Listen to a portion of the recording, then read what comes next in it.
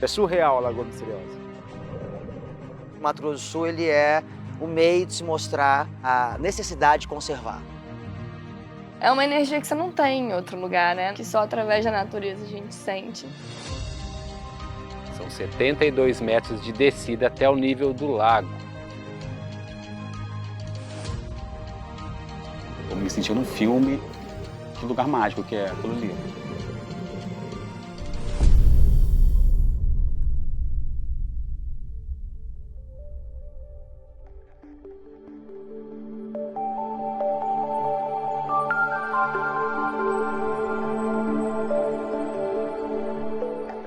A Lagoa Misteriosa não tem como você colocar o rosto naquela água e não ter o impacto. E a primeira vez que eu vi aquilo, eu me certifiquei de que Deus existe, né? Aquela coisa ali é absurdo, é surreal a Lagoa Misteriosa.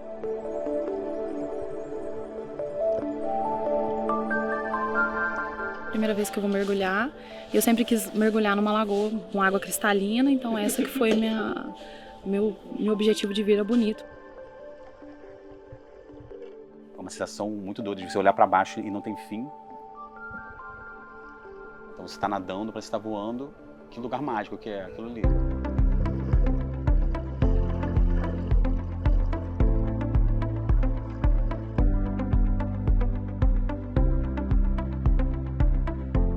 A Lagoa Misteriosa é uma dolina, um rebaixamento de solo, né? Há mais ou menos 50 mil anos atrás, a estrutura que nós vimos tinha um teto, né? Uma área vadosa. A principal característica hoje da Serra da Bodoquena é essa. Em algum momento da história, a nossa vegetação ela ficou muito rala. Nós ficamos quase sem nada de vegetação. E muito sol e muita chuva, a rocha calcária ela entrou dentro de um processo dissolutivo. A Lagoa Misteriosa, na verdade, é uma caverna, uma das maiores cavernas inundadas do Brasil.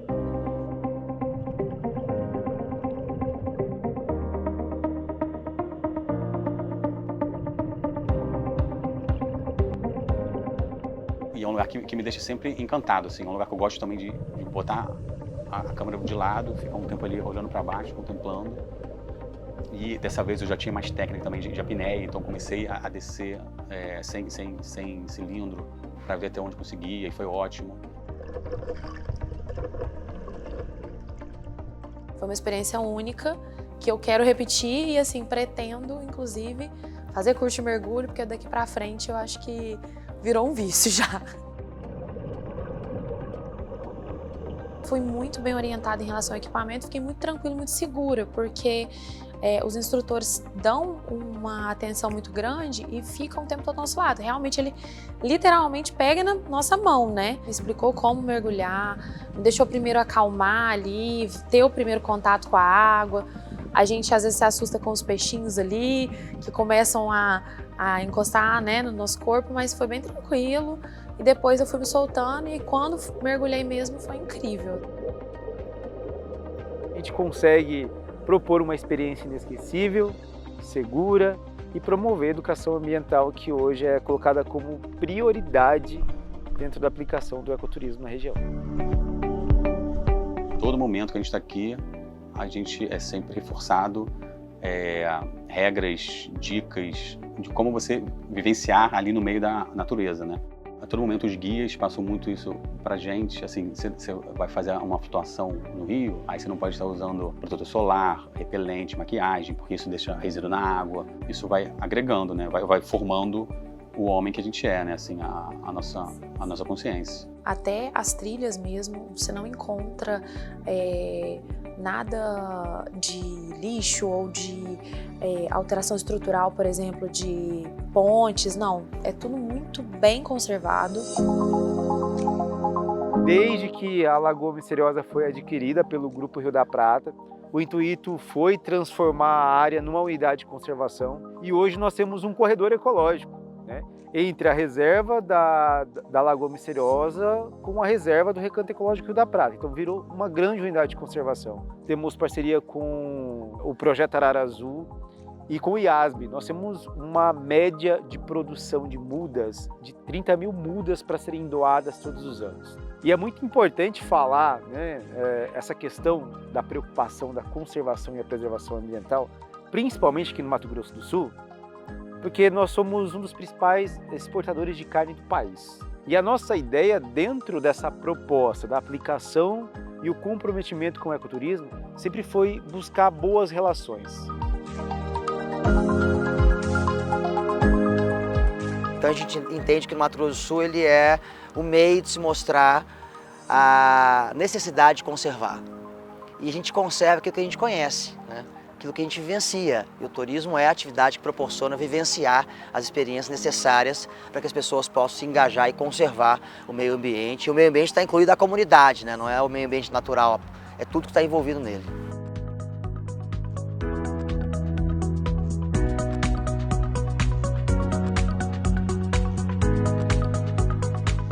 O Bioparque Pantanal atualmente é considerado o maior aquário de água doce do mundo. Ele tem 5 milhões de litros de água, né, e 31 tanques. E ele representa não só a biodiversidade do Pantanal, mas também do mundo todo.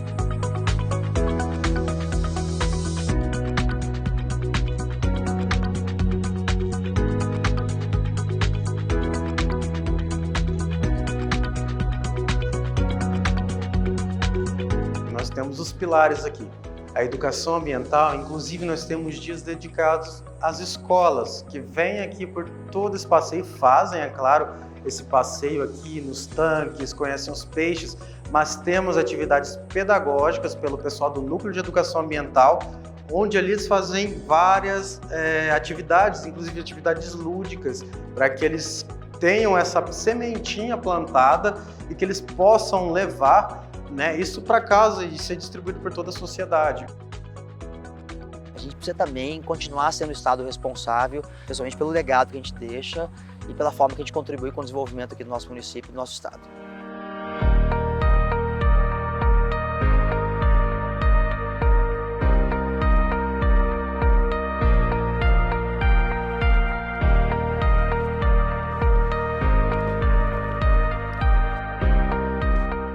A gruta, ela foi descoberta oficialmente em 1940. Há relatos que os índios terenas, na década de 24, já haviam descoberto a gruta e as pessoas vinham visitar no boca a boca. Não tinham muito conhecimento com a questão da preservação, então entrava quem queria, faziam o que queriam, tomavam banho no lago, que já não é permitido desde 92, quebravam as formações atirando pedras, não tinham consciência nenhuma com a questão da preservação. Ela foi tombada aí como um patrimônio da União, ela pertence ao governo do estado e hoje é a prefeitura que faz essa administração. Foi uma experiência interessante de ver aquilo tudo, toda a história que tem da descoberta das pessoas que foram e já mergulharam por ali. E me impressiona pela natureza, assim, como a natureza é capaz de fazer essas coisas. Nunca tinha feito um passeio desse tipo. Foi uma experiência bastante legal, né? A gente se dividiu em 2 grupos lá e realmente a gruta é difícil de descrever, né? Isso tudo é proveniente ao antigo fundo de mar, que era chamado Mar de Corumbá ou Mar de Charaés. O movimento das placas tectônicas, o mar se expandiu e foi ele que deixou a nossa região muito rica em rochas calcárias e esse é o motivo também das nossas águas serem tão cristalinas.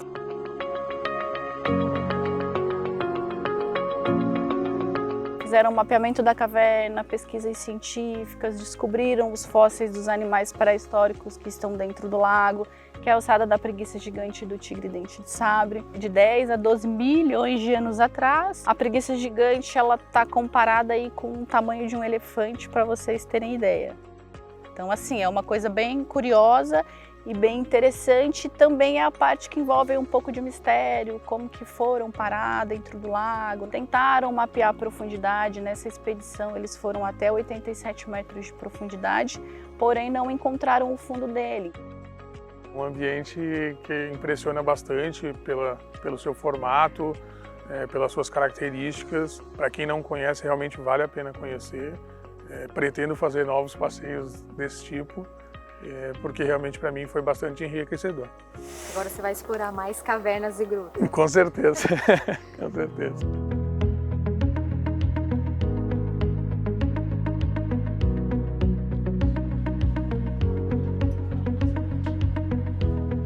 O Abismo Ayumas é É uma caverna onde o acesso dessa caverna é feita pelo teto, por isso a gente chama de abismo. São 72 metros de descida até o nível do lago. Então essa aventura é o começo da exploração da caverna. Como é feita essa descida e a subida? Um sistema elétrico, não tem esforço nenhum, então a gente conecta a pessoa com segurança com os equipamentos, coloca ela no sistema, 3 a 4 minutos ela vai já iniciar essa aventura descendo para entrar na caverna com total segurança. Eu faço todo ano uma viagem surpresa, né, com minha filha, e todos os passeios estão sendo uma surpresa para minha pequena, né? Eu estava um pouco apreensivo até dela não querer descer no rapel e tal, mas ela conseguiu descer, acho que até com mais coragem do que eu. Eu vi que tem total segurança, eles têm um sistema bem confortável, vai te deixar bastante à vontade e é bom para relaxar. A caverna ela é composta de rocha calcária, com ações da água passando no solo, gotejando, escorrendo, vai dando várias formações milenares. São cavernas que a gente calcula de 7 a 10 milhões de anos a idade de uma caverna dessa. Então foi a primeira vez que eu desci de rapel e também a primeira vez que fiz flutuação. Muito diferente, muito legal. A água é muito gelada, mas vale a pena. A experiência é maravilhosa. Essa é a terceira vez que eu tô aqui na região e foi a primeira que eu tive a oportunidade de ir pro abismo. Eu nunca tinha tido essa experiência, né? Então, assim, de mergulhar com lanterna, de você ver os cones, que são as formações que tem ali, específicas ali da caverna. Foi incrível.